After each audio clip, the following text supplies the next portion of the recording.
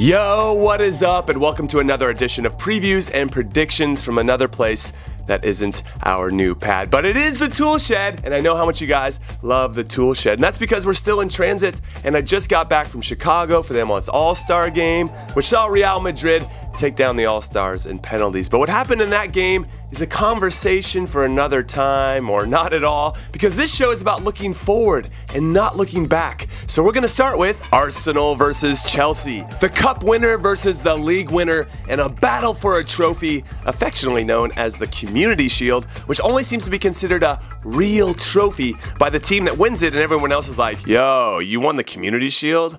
Like, what? Who gives a f? It's a glorified preseason game. But is it? Because I guarantee that both of these clubs want to start the new season off right, though last season's Community Shield winners, who I won't name for fear of embarrassing them, finished outside the top 4 for the first time in 20 years. So maybe winning this trophy isn't the best thing. Anyway, as for the game itself, Arsenal manager Arsene Wenger should have everyone fit, which that in itself has to be considered a miracle. So it'll be interesting to see a potential starting squad that could include Mesut Ozil, Alexis Sanchez, and record signing Alexander Lacazette, all on the field at the same time, going full speed in a meaningful game. While Chelsea, who've made quite a few changes to their squad since last season, are going to be without Eden Hazard, Timu Bakayoko, I'm sorry, I messed that up. And possibly Pedro due to injury. And there are rumors that new striker Alvaro Morata will not start either, because apparently he's not fit enough yet for the way manager Antonio Conte wants to play. And with Diego Costa unlikely to ever suit up for the Blues again,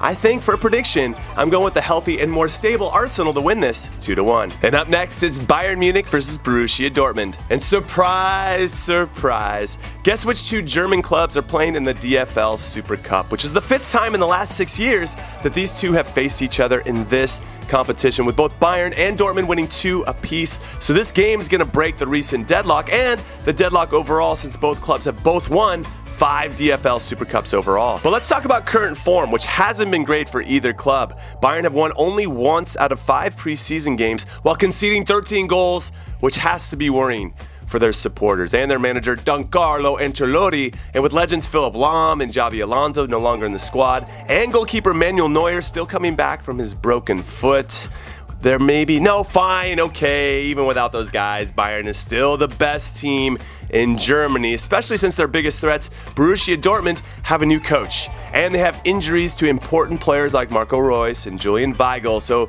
it's going to take time for them to establish their rhythm and their new identity. But in a one-off game, anything can happen, especially when I believe that Pierre-Emerick Aubameyang is going to be angry because he didn't make a move somewhere this summer. And I like my Aubameyang angry, so I think Dortmund finds a way to win this in penalties. And here are some other games I'll be keeping my eyes on this weekend. Like the Dutch Super Club between Feyenoord and Vitesse, who are both coming off record-breaking seasons despite being underdogs, because Feyenoord won the league title for the first time in 18 years. And that is awesome. Congrats, guys. And Vitesse, who are also known as Chelsea's B team, won their first major trophy ever. Unfortunately for Chelsea's loanees, who will sadly probably never make it back to playing Chelsea's first team, Vitesse have only beaten Feyenoord 3 times in their last 25 meetings, so I like Feyenoord to win this 3-1. And I'll be paying attention to the Portuguese Super Cup between Benfica and Vitória, which will be the first time they have ever met in this one-off competition, which Benfica has won 6 times, which sounds really impressive. But fun fact for you, they have lost it 12 times, while Vitória has won once out of 3 attempts. But even though Benfica's record is not good in this game, they've only won it 6 times out of 18 attempts, like I mentioned. They haven't lost to Vitória in their last 10 meetings, so I like Benfica to win this 4-1. And what about the start of league?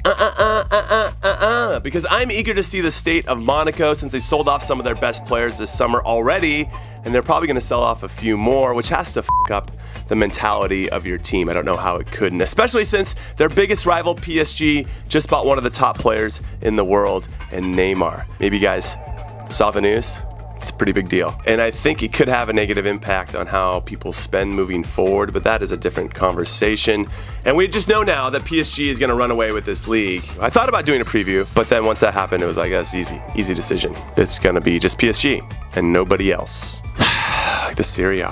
And what about the start of the championship, which I'll highlight with my favorite matchup from week 1, Aston Villa versus the Hull City Tigers, mainly because it'll be the competitive debut of Chelsea legend John Terry, and I want to see what he can do when he's not wearing the blue that we're all accustomed to seeing him wear, and I want to see how Hull respond after being relegated. Will they seriously push to go right back up with my favorite name Russian as their manager Leonid Slutsky? I don't know, but that is one special name. And what about the start of the Scottish Premier League, which, never mind, Celtic will probably go undefeated again. It's just boring, like Ligue 1 and the Serie A and the Bundesliga. So let's talk about Corinthians versus Sport in Brazil. Now last week we hoped that Flamengo would finally defeat the undefeated Corinthians, or Atletico MG, who had a chance midweek, but they lost at home 2-0 to Corinthians as well, so neither were up to the task. And now it's up to Sport, who are in 6th, to do the business, and they have 2 players, Andre, who has 9 goals on the season, and Diego Souza, who has 6, to potentially pull off the upset. They have the guys to do it.